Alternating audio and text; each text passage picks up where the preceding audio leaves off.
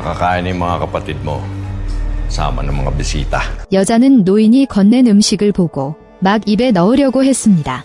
그러나 그녀는 방금 먹은 음식이 동료의 시체에서 나온 것이라는 것을 다시 생각하고 더 이상 참지 못하고 토하기 시작했습니다. 하지만 곁에 노인은 냉소적으로 모든 것을 바라보기만 했습니다. 영화는 3가지 이야기로 나누어 여러분에게 들려줄 것입니다. 그럼 첫 번째 이야기로 넘어가 보겠습니다. 여주인공 이정현은 뉴스를 통해 내일 도시에 별똥별이 온다는 소식을 전해 들었습니다. 이 진풍경을 보기 위해 그녀는 친한 친구들과 함께 교외의 숲으로 가서 멋진 구경거리를 찾았습니다. 그러나 이정현은 엄청난 위험이 도사리고 있음을 몰랐습니다. 사실 이정현은 교회로 나오던 중 한 여자아이가 잔인하게 살해되는 것을 보았습니다. 안내원의 말에 따르면 어제 유성우부터 마을에서 살인사건이 연이어 발생했다고 합니다. 사람들은 왠지 모르게 성질이 급해지고 피에 굶주려 폭력적으로 변합니다. 이 시 몇 명은 대수롭지 않게 여기고 일행과 함께 강가로 나왔습니다. 그날 밤 유성우는 제 시간에 나타나 밤하늘을 가르었습니다. 사실 이정현은 교회로 나오던 중 한 여자아이가 잔인하게 살해되는 것을 보았습니다. 강물 속에 들어온 김에 관찰을 하나 주워 담은 것. 갑자기 운석이 뜨거워지고 김동규가 운석을 버리는 순간 작은 벌레 한 마리가 그의 몸속으로 들어갔습니다. 다음 순간 정신이 오락가락하고 성질이 변한 김동규의 몸에는 공포의 핏발이 서 있었습니다. 갑자기 그는 비수를 들고 옆에 있는 여자친구에게 달려들어 그녀의 몸을 세게 찔렀습니다. 위급한 상황에서 여자친구는 돌을 만지며 김동규를 때려 기절시키는 동시에 자신도 기절합니다. 이윽고 이정현이 목소리를 듣고 달려왔습니다. 그들은 무슨 상황인지 몰라서 먼저 2사람을 부축하여 산을 내려올 수밖에 없었습니다. 날이 너무 늦어서 사람들은 아무렇게나 통나무집을 찾아 쉬면서 김동규 2사람의 몸에 난 상처부터 치료해야 했습니다. 그 후 모두 경찰에 신고하려고 전화했지만 아쉽게도 산에 신호가 없었습니다. 신호를 찾기 위해 밖으로 나온 이태승은 뜻밖의 남자 좀비와 마주쳤습니다. 남자 좀비가 무기를 휘두르며 추격하던 여자를 쐈습니다. 이어 좀비는 이태승에게로 시선을 돌렸습니다. 중요한 순간에 친구가 제 시간에 도착하여 뒤에서 몰래 습격하여 좀비를 쓰러뜨렸습니다. 그들은 놀라움도 위험도 없이 하룻밤을 이렇게 보냈습니다. 다음 날 아침 김동규의 여자친구에게도 돌연변이가 생겼습니다. 그녀의 얼굴은 흉악하고 몸도 마찬가지로 붉은 핏줄로 가득 차 있습니다. 이정현이 무슨 일이 있었는지 알아보려는데 갑자기 화를 내며 달려들었습니다. 격렬한 비명에 잠에서 깬 김동규도 달려들었습니다. 다행히 가이드가 나타나 김동규와 그의 여자친구는 몇 번의 도끼질로 해결됩니다. 이때 이태승도 달려왔습니다. 그들은 지상에서 변이를 하는 친구를 보고 여기에 일이 생겼다는 것을 깨달았습니다. 안내원은 마을에서 최근에 일어난 일을 모두에게 알렸습니다. 그는 그 유성이 좀비 바이러스를 가져왔을 수도 있다고 말했습니다. 살아남은 4사람은 탈출 방법을 찾기 시작했습니다. 그들은 가까스로 산 아래로 달려갔지만 자신의 차가 사라진 것을 보았습니다. 그리고 마을 전체가 완전히 인간 감옥으로 전락했습니다. 이게 무슨 상황인지 아무도 모릅니다. 이들이 의아해하는 사이 좀비 몇 명이 산 사람 1명을 끌고 나와 이정현 몇 명 앞에서 참수하는 사건이 벌어졌습니다. 갑자기 좀비들은 이정현의 몸에서 나는 냄새를 맡고 그들이 숨어있는 차를 향해 걸어옵니다. 결정적인 순간에 진장이 총을 들고 나타나 몇 발의 총으로 좀비를 해치우고 이정현 몇 명을 구출해 집으로 데려갑니다. 읍장의 설명을 통해 그들은 유성우가 내린 이후로 마을 사람들이 하나둘씩 변이를 일으키기 시작했으며 이것이 도대체 무슨 원인인지 아무도 몰랐다는 것을 알게 되었습니다. 시장은 임신한 며느리에게 물을 따르라고 했습니다. 안내원은 벽에 걸린 가족 사진을 보며 시장에게 아들의 행방을 물었습니다. 그러자 상대방이 긴장한 기색을 보이며 아들이 시내의 집에 없다고 거짓말을 했습니다. 이정현은 읍장의 얼굴 변화를 정확하게 포착하고 그래서 그녀는 테이블 위에 물을 마시지 않고 고개를 돌려 화장실로 갔습니다. 그녀가 먼저 떠나자마자 물을 마신 안내원 등이 순식간에 테이블 위에 쓰러졌습니다. 후방으로 내려온 이정현의 피 냄새가 코를 찔렀습니다. 이정현 씨가 냄새를 맡으며 옷장을 열자 여자아이의 시신이 누워 있었습니다. 이상함을 느낀 이정현은 도망치려 했습니다. 갑자기 총을 든 읍장이 나타나 이 군을 제압하고 방으로 데려갔습니다. 변종한 읍장의 아들만 이곳에 묶인 채 발견됐습니다. 원래 읍장은 먹이는 사람이 많아지면 아들이 좋아질 것이라고 생각했습니다. 그래서 그녀는 살아있는 사람을 납치하여 아들에게 먹이를 주었습니다.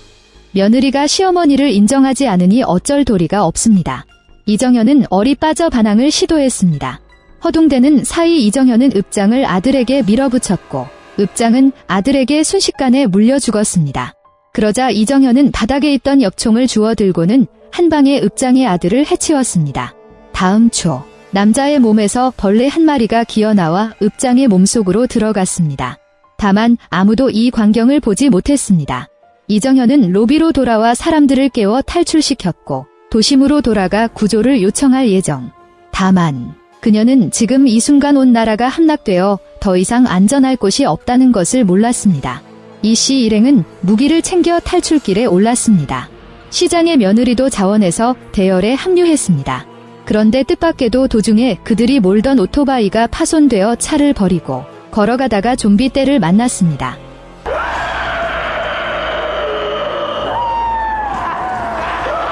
여럿이 즉시 총을 들어 사격합니다. 그들은 싸우면서 뛰어서 한 학교에 숨었습니다. 끊임없이 들이닥치는 좀비의 이씨는 총알까지 다 쏘고 숨을 곳을 찾아 겨우 모면할 수 있었습니다. 시간이 저녁이 되어서야 밖에서 소리가 나지 않은 뒤에야 무사람들이 감이 나올 수 있었습니다. 애석하게도 다들 아무리 조심해도 발밑에서 소리가 나서 좀비 물결을 깨웠습니다. 한 차례의 큰 전쟁이 다시 시작되었습니다.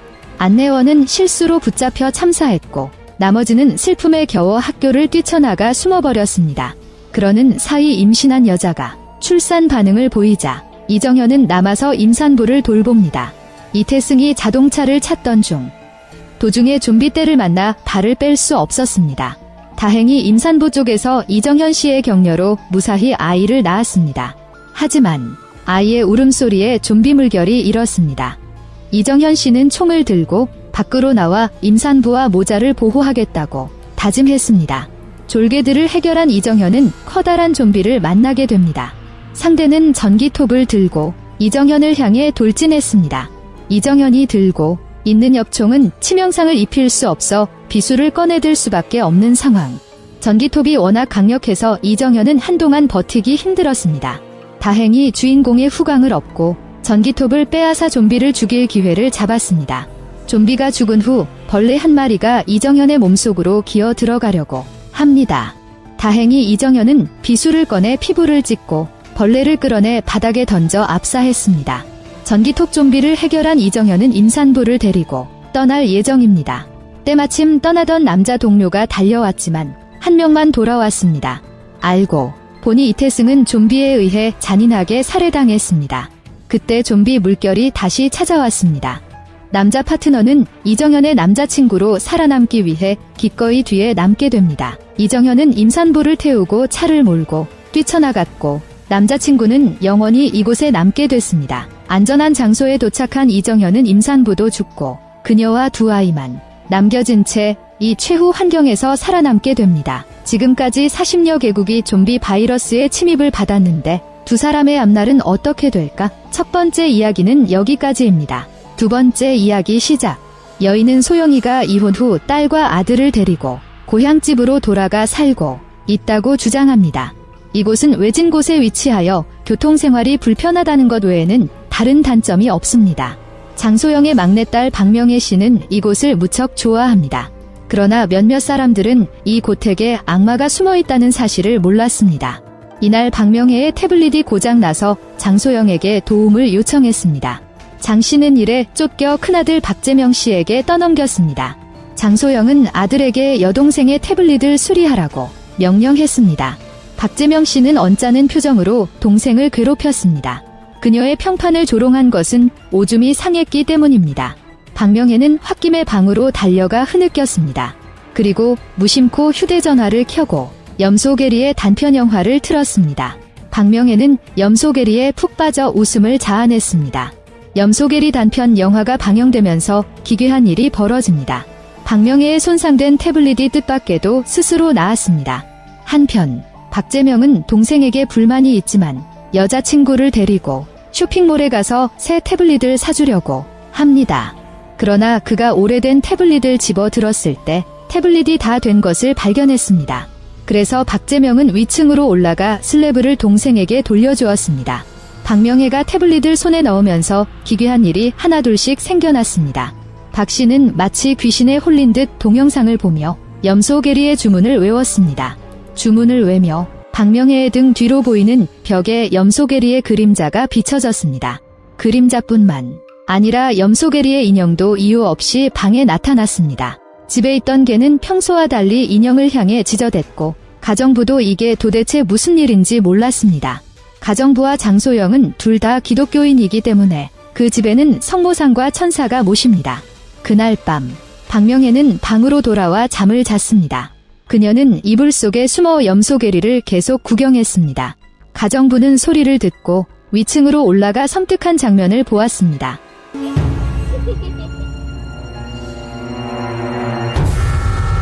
가정부는 자신이 눈이 침침한 줄 알고 다시 한번 확인했습니다.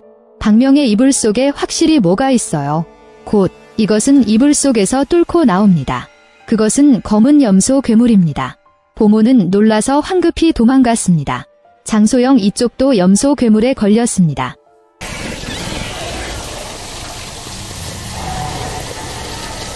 가정부는 방으로 달려가 경서를 읽기 시작했습니다. 염소 괴물이 그녀에게 다가와 긴 혀를 내밀었습니다. 가정부는 놀라서 얼른 이불 속으로 숨었습니다. 다음 초 이불이 젖혀지자 보모는 놀라서 비명을 질렀습니다. 그러나 그녀가 돌아보니 염소라는 괴물이 있었습니다. 그녀는 단지 박명혜의 장난일 뿐입니다. 그런데 가정부가 자기가 눈이 멀어 물을 마시러 나갔다고 생각했을 때 뜻밖의 강아지가 배를 가른 시체를 보았습니다. 장소영 씨는 목소리를 듣고 급히 계단을 내려가 둘러보았고 그 소리에 놀라 멍해졌습니다. 두 사람은 이것이 무엇 때문에 생긴 것인지 모릅니다. 이내 진정된 장소영은 보모를 시켜 시신을 수습하게 하고 절대 박명혜에게 이것을 보여선 안 됩니다. 다음 날 장소영은 인근 경찰서에 신고해 이를 처리하게 할 예정. 그런데 집에 남겨진 보모는 염소 괴물을 만났습니다. 그녀는 빨래를 널다가 상대의 눈에 밟혀 잔인하게 살해당했습니다. 때마침 이 모습이 박 씨에게 포착되었습니다. 보모는 상황을 보고 박명혜에게 빨리 도망가라고 했습니다.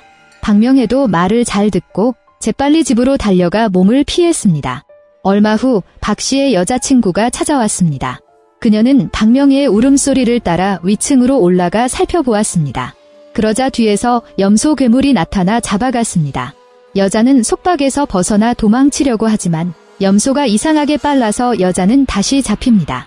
정신없이 여자는 성모상이 놓여있는 로비로 달려갔습니다. 다음 초 성모상의 몸에서 금빛이 나왔습니다. 염소 괴물은 상처를 입지만 여자를 가만두지 않고 잔인하게 죽입니다. 여자가 죽자 염소 괴물은 박명혜에게 눈을 돌렸습니다. 결정적인 순간 장소영은 박재명을 데리고 돌아와 염소 괴물의 손에서 딸을 구하고 그녀를 데리고 도망칩니다. 그런데 염소가 쫓아오자 장소영도 이리저리 던져졌습니다. 이때 박재명은 어머니를 구하러 왔지만 아쉽게도 상대가 되지 못했습니다. 절박한 순간 장소영은 성모상의 손에 쥐어진 지팡이를 무서워하는 염소에게 주목합니다. 장소영은 이를 보고 권장을 들고 공격했습니다. 그러나 권장은 염소 괴물에 치명적인 손상을 입히지 못하고 지연시키는 역할을 합니다. 곧 권장은 염소 괴물에 의해 맞아 떨어졌습니다. 박재명은 장소영이 위험에 빠진 것을 목격하고 그는 급히 달려나와 도와주었지만 뜻밖에도 염소 괴물에 의해 숨통이 막혔습니다. 결정적인 순간에 장소영은 박명혜를 불러 천사의 손에서 성검을 꺼냅니다. 역시 권장보다 성검이 더 좋아 결국 장소영은 성검으로 염소 괴물을 참살하고 아들을 구했습니다. 그리고 두 번째 이야기는 여기서 끝납니다. 세 번째 이야기는 바로 시작됩니다. 한 무리의 인터넷 달인들이 한 호화 별장을 찾아 짧은 동영상 소재를 촬영했습니다. 이 별장은 젊은 커플 장동만과 이선미가 관리하고 있습니다. 이 외에도 별장의 모든 일을 관리하는 집사가 있습니다. 별장에 온 사람들은 매우 기뻐서 홀소파에 앉아 마음껏 이야기를 나누었습니다. 밤이 되면 각자 방으로 돌아가 쉬며 웹의 달인 중 한 명이 요리 전문으로 음식을 만들어 인터넷에 올립니다. 다른 인터넷 달인의 경우 요리사가 합류하여 요즘 굶지 않습니다. 셰프 조민준 씨가 영상을 녹화하고 있습니다. 팬들의 요구에 따라 그는 돼지 피를 끓일 준비를 했습니다. 집사가 신선한 식재료를 가지고 등장합니다. 하지만 집사가 가지고 있는 식재료는 너무 신선해서 조민준은 참을 수 없었습니다. 그러나 그는 음식을 다 만드는 것을 꾹 참았습니다. 한편 인터넷 달인 최재환은 장동환을 따라 지하실로 내려가 피비린내를 맡았습니다. 최 씨가 상황을 파악하기도 전에 그의 뒤에 괴물이 나타난 것. 곧이어 화면이 바뀌고 최 씨가 다시 나타나자 눈빛이 흐릿해지고 말이 없어졌습니다. 다만 그의 변화는 당분간 아무도 발견하지 못할 것입니다. 박정은 밖에서 명품을 많이 사왔습니다. 여자 비서를 배치해 물건을 책상 위에 올려놓고 차례차례 촬영에 임했습니다. 그러던 중 박정란은 자신의 신발이 없어진 것을 알아차렸습니다. 화가 난 그녀는 여보좌관을 주선하여 찾았습니다.